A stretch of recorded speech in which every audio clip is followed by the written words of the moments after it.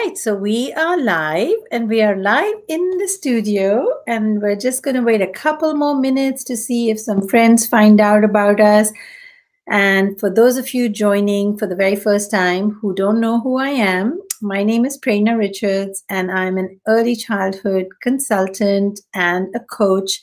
And I love doing professional development for big schools, little schools, it doesn't matter. I love teaching all kinds of ages.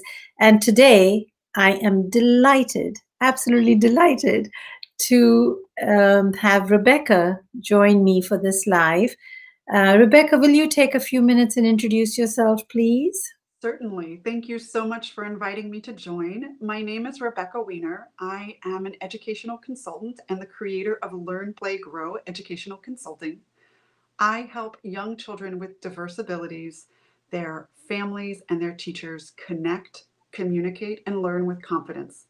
My specialties are play-based enrichment, parent coaching, early communication and developmental support, and inclusion facilitation and consulting in schools. I am, like you, very passionate about what I do. It lights up my life and the world, and the transformation that I see in my children and families and in classrooms, it's magical.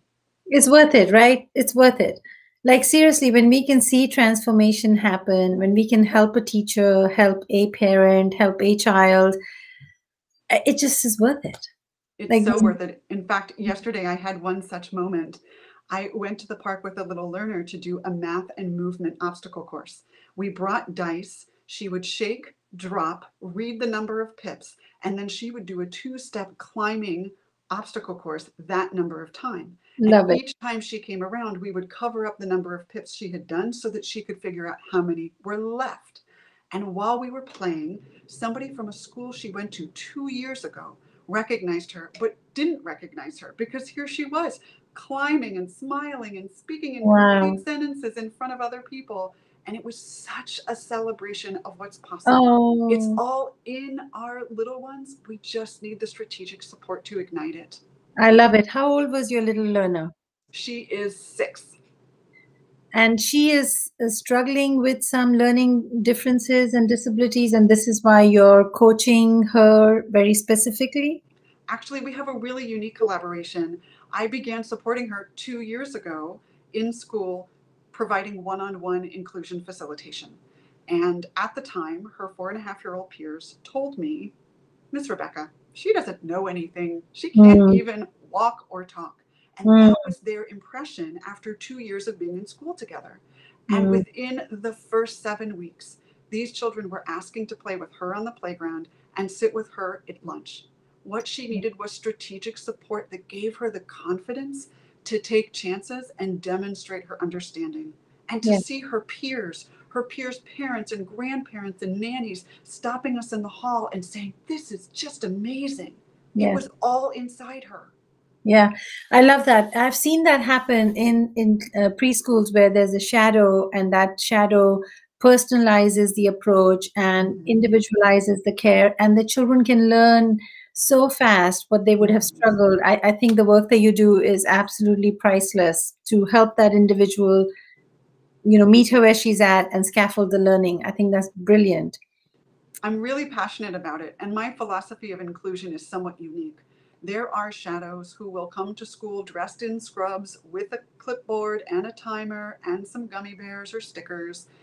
And I prefer to come dressed as a human being to engage in the activities. And rather than cueing eye contact, sitting behind the child, we can't Mm, possibly know where their eyes are because they're mm, not in the back of their head. I will mm, sit across from the child. I will mm. participate in circle time, doing all of the movements and activities. And that way I can inobtrusively, non verbally cue and Mm. give the child the confidence and invitation to participate. It's amazing, I not just love for it. the little one, but for the whole class. You're doing it with respect. You're doing it Yes. with coming from the perspective of inclusion. You're doing it with, you're not less than, and I can Mhm. support you. You're doing it along. I love that example. So, April is almost ending, and April happens to be Autism Awareness Month. I don't believe in these dates and months and celebrations all year we need to be aware. All year we need Yes. to be intentional. Why just 1 month we pick to do something? Fire Safety Month, October, Autism Month, April. What is that about?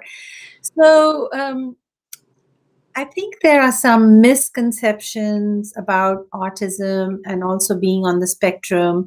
Can you shed some light? What have you noticed in your experience? What are some obvious misconceptions? I'm so glad you asked. So, I have a master's degree in special education and taught for 10 years before I did a fellowship in LEND, Leadership Education for Autism and Neurodevelopmental Disabilities. And that 10-month interdisciplinary fellowship took everything I learned in school and my first 10 years of teaching and turned it on its head. I Oh, no wow. longer see autism as a disorder. I see autism as a different and equally valid developmental progression. Hmm. And when we honor that, when we come from a place of neurodiversity, equality, rather than trying to fix, it's a totally different frame of mind. Tell us more. Give me some examples. What would that look like? Well, I will admit that as a teacher, I thought it was my job to do everything for the child to set them up for success and get the response that we needed. And I didn't think big picture. If Hmm. the child can give the response I'm seeking right now, that's one thing. But will that child give that response in another setting or with another person?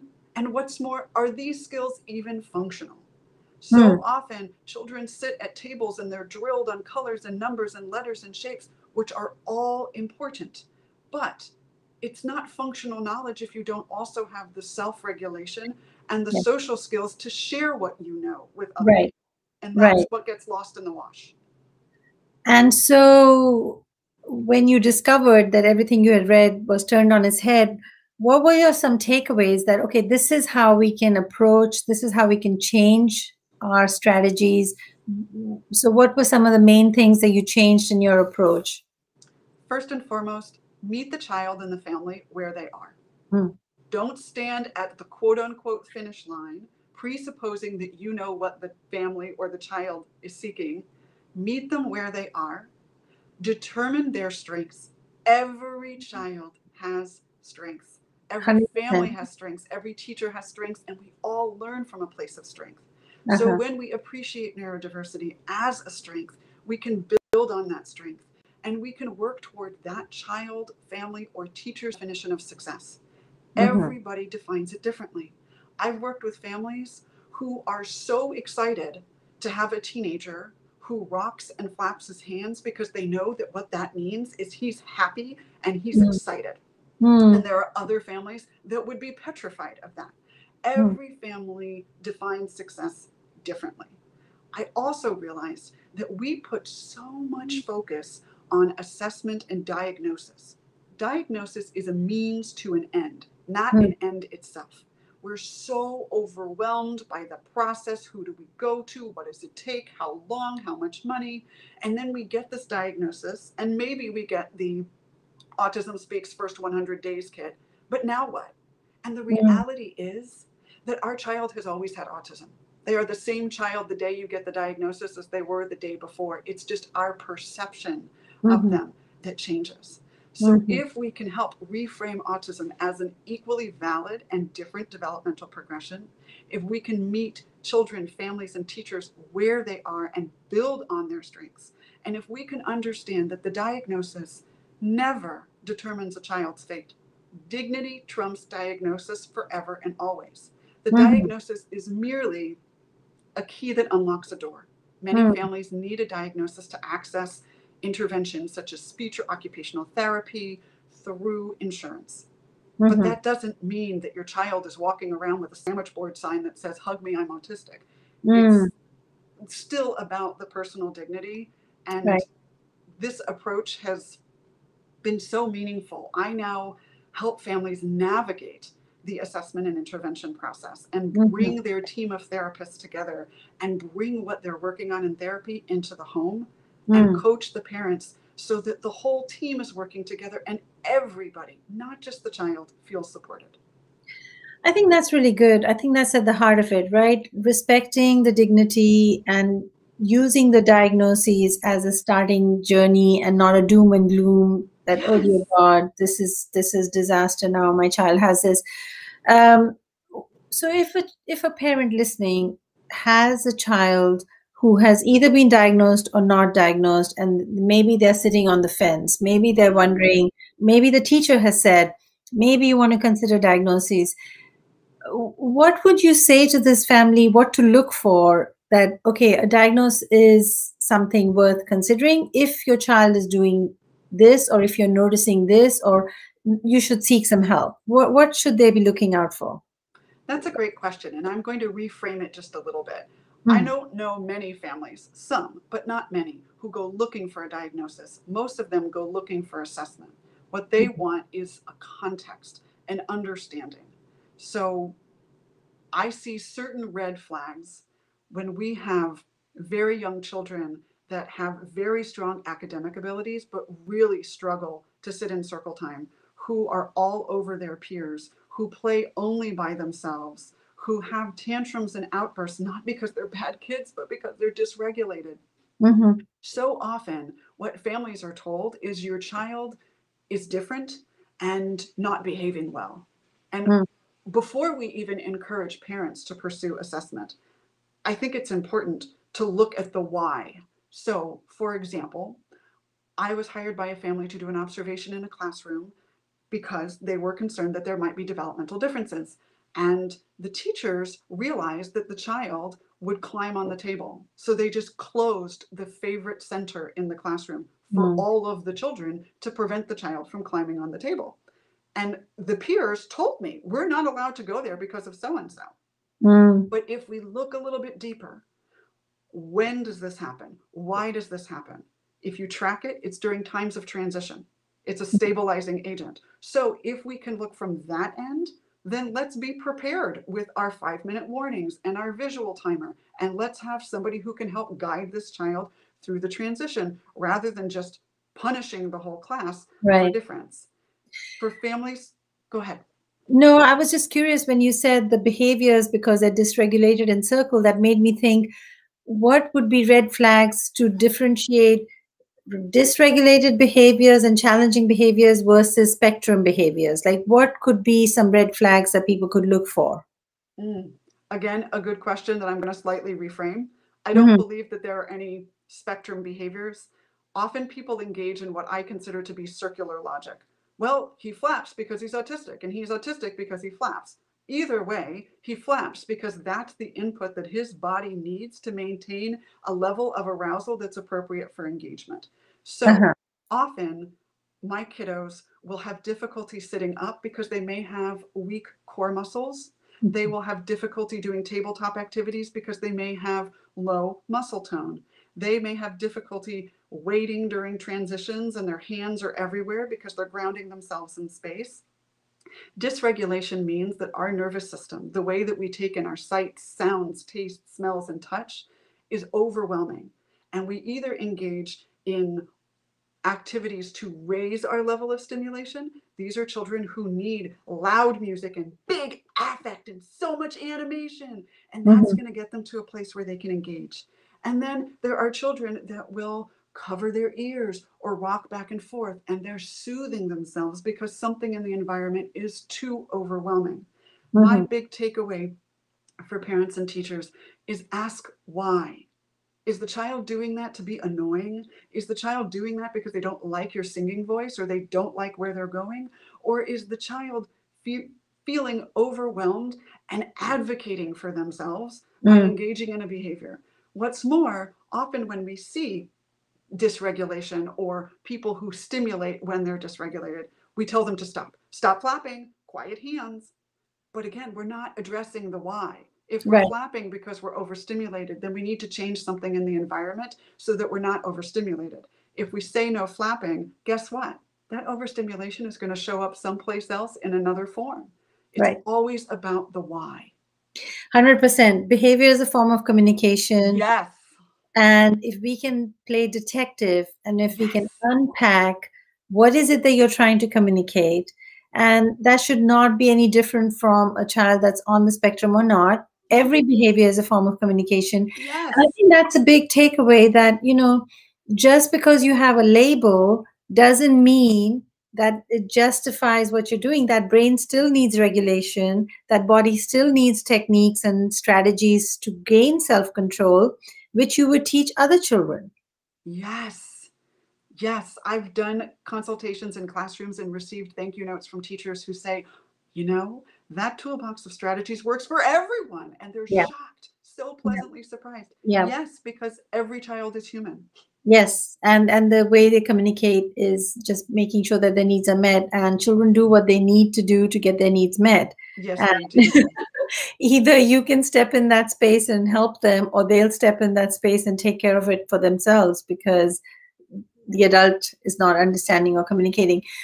So, okay, so let's go the other perspective. If the diagnosis has happened and the family has got help and they have a team helping them, what are some strategies that you have found that'll help the family across the board? I know every child is different, every family is different, but there must be some strategies that you have found effective that Yeah, maybe you can share tips and say, if you haven't tried this, do these two or three things. yes, I would love to share those. I also want to add an in between step. Many times families get a diagnosis and they're given a biased report. Mm, So they're only told about certain interventions. And just as autism is a spectrum, so too is intervention. And mm, there are a variety of modalities. Clinicians are bound ethically to present specific choices that are empirically based. mhm, And they only present certain things. They may not know the most recent research, and they certainly haven't been in many of the places they're recommending. mm, So I always encourage families, read through the lens of your values. I worked with a family that said, do you think the doctor will give us permission to try that other therapy? You don't need permission. This is your child. You get right, to decide, which is right. an awesome responsibility, but also tremendous pressure. So before I answer your question, I just want to affirm for families, you're going to be overwhelmed with a deluge of information. Digest it bit by bit and understand that that is one perspective. It's okay to ask for help from other people. It's okay to try things. Nothing is forever. Once you have decided whether you want to do ABA or DIR or Denver Early Start or the Play Project, once you've engaged your team of professionals, first and foremost, teamwork makes the dream work. If we have professionals working in silos, that limits the effectiveness of the intervention, and sometimes we inadvertently contradict each other, which is the opposite of what we want. So teamwork makes the dream work. My families have weekly team newsletters, and we're each updating on what we're seeing in therapy or in home. And so we come to the next week's session knowing, oh, we got to work on that eating thing, or oh, he was able to put his shirt on in OT. So Mm, this breaks down big goals into small steps, which gives us more opportunities to celebrate. Within the home, routine is so important. mhm, Many parents, you know, they're good flying by the seat of their pants. mhm, We parent the child we have, not the child we want. So right. many children on the autism spectrum really benefit from having consistent routines and schedules. They benefit from visuals. So many parents come to me. I have to tell him 7 times. And the truth Mhm. is, what that is telling us is that verbal It's communication not is working. not the best way. But Right. if we have a picture schedule, it could be for something as simple as how to put on a shirt, the Mhm. 6 steps of that, or the 12 steps of washing hands. Because often, have you thought about it? We tell a child, go to the bathroom. And we don't even think about the fact that they have to hear that. They have to organize their movements. They have to go in the direction, pull down, pull up, release, wipe, wash hands. There's like Mhm. 32 steps there. And Yeah. if they don't successfully complete it, we don't give them credit for the 28 that they're really, Right. really good at.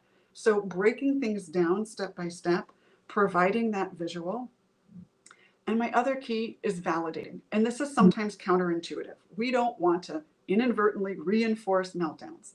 But the Mhm. truth is, children learn to regulate within the context of a relationship. So when we say, I can hear your words when you're calm, go to your room and think about it. What we're saying is, you need to go away because I can't cope with what you're doing. We're not actually giving the child any coping skills. And the last thing any of us want as human beings is to feel judged. It's okay if we as adults feel like we're going to flip our lid and lose our stuff because we're being poked and prodded and asked the same question 5,624 times. That's when it's okay for the adults to take a positive timeout and step away. But once a kid is dysregulated, I always encourage families, validate. You're feeling really overwhelmed. That doesn't change that we're still going to do this thing. Yeah. You're feeling really overwhelmed. You wanted to eat ice cream and it's time for dinner. Right. Yes, and. Yes. Yes. And so acknowledging, but not needing to give in, so the very similar strategies happen when I'm coaching for behavior, for challenging behaviors, celebrating the successes. We even talk about a success wall. Put a sticky up when they have been successful, put a sticky up that reminds you that you're not constantly looking at what they're failing at, but you're also noticing what they're attempting and being successful at. And sometimes teachers get overwhelmed with that labeled child, and they don't stop to look at what the child did do. Oh, you did share that cookie at snack. Oh, you did do that, Yeah. And I think routines and visual schedules are just early childhood best practices, because it's a lot to remember and it's a lot to repeat. And the routines, the sequencing, it doesn't just come naturally. So thank you for, yeah. And it's important that we give our kids credit. Diagnosis, no diagnosis, everything in between. They're human. And what I find is that sometimes adults can have bad days, but children have bad behavior. Yeah. Behavior is communication. Everybody deserves a new beginning. So Monday may be a total show, but Tuesday is a new beginning. And I love what you said about the success wall, is that this child may try 99 things and only get one right. And what do we celebrate? The one right and the courage to try 99 times. Yep, that's it. That's really what it is. And so, yeah, we're almost running out of our time together. Any last parting words of wisdom or encouragement or inspiration for somebody who is struggling, confused, anything to do with spectrum, autism? Yes, and yes. I have a few words of wisdom and I have a few resources. First and foremost, whoever you are, child, parent, adolescent, self-advocate, teacher, you're brilliant. The courage to ask a question, to be curious, to wonder if there is another explanation and support available is tremendous. So kudos to you. 2, dignity trumps diagnosis forever and always. It is not a life sentence. It does not determine destiny. It is just a launch point for getting support. And a few perspectives. This book, Uniquely Human by Dr. Barry Prezant, changed my life. Okay. Uniquely Human is so much a part of that realignment that I spoke about during my fellowship. Instead of shunning children for their perseveration, let's build on their enthusiasms. Instead of talking about children that are hiding under the table, why don't we get on the floor and help them co-regulate? It is absolutely brilliant. Also, Ron Suskin's Life Animated. So Ron Suskin is a reporter, I believe, for the New York Times, and he wrote this book about his son who has autism and who first learned to speak by memorizing and verbalizing dialogue from Disney movies. Oh, wow. And that was the only speech he used. And so Ron dressed up as these characters and went through these dialogues and deciphered that there were specific characters that were mentioned when the child was feeling this thing, and specific characters that were mentioned when the child was feeling that thing. This is why the why is so important. This is also so creative too. So creative to get dressed up and this also covers as the child grows up. What happens in the teenage years? What happens in the young adult years? And lastly, but certainly not least, the Autism Self-Advocacy Network. It is so important for us to listen to autistic people. It is really easy for quote unquote neurotypical, which is not a term I'm a big fan of, to think that they can write a prescription. Here's your diagnosis. Here's what you need to do. The goal is to make you look less autistic. Families spend so much time, energy, and resources trying to help their children look less autistic. What if we collectively invested that time, energy, and resources in teaching non-autistic people to think flexibly and be compassionate? What a concept. What a concept. No, I think that's really at the heart of it. We're spending so much energy to normalize them and change them and make them something they're not, What about if we change our perspective about them to start with? Yes. Yeah, I We think are that. all whole. Nobody's broken. No one needs to be fixed. We just need to be understood and appreciated. Yes, and they even though autism is a neurological disorder, it is not defining the child as a whole. It's Yeah. one aspect of this child. It's one perspective of this child. Yes. Sometimes I hear the language, the child experiences autism. There are multiple models of disability. The medical model is about diagnostic criteria and intervention. The social model is about what are the implications of that diagnosis? How is education, employment, healthcare segregated? I love a balanced approach. We experience autism, and because it is a spectrum, everybody experiences it differently. And it's not just the autistic person. This impacts everybody, but we don't have the right to try to control autistic people and force them to be, look, or act a specific way because that's palatable to us. We Mhm. do have the power to meet autistic people where they are, build on their strengths, and build a community of appreciation. Well said. Well said. I mean, yeah, seriously, we need to develop a community approach, whether it's at school or whether it's at home, Mm-hmm. because at the end of the day, that little child has a heart and has feelings and can understand how we shun and how we don't shun and how we accept. So I know we could keep talking. This is such a fascinating I'm so topic. passionate. I know, I can feel your passion. So if anybody listening wants to find you, how can they reach you? Great question. LearnPlayGrowConsulting.com is my website. On Facebook, Learn Play Grow with Rebecca A. Wiener, MED, and on Instagram, Learn Play Grow Consulting. I would love to hear from you and help support you. And you can tell that she's passionate and she is holistic in her approach, which is really at the heart of developmentally appropriate for children, and families. We have to come at with holistic approach. So if you watch it on the replay, let us know in the comments. If you watched it live, let us know. Just our attempt for having a conversation about something that seems like a taboo and Yeah. confusing and overwhelming and scary. It's the scariest thing to get a diagnosis for your child and what to do next and how to navigate. So, thank you for sharing your wisdom, your Thank you for having me experience. and engaging in this dialogue. I love this reframe on Autism Awareness Month, really focusing on inclusion and acceptance and empowerment.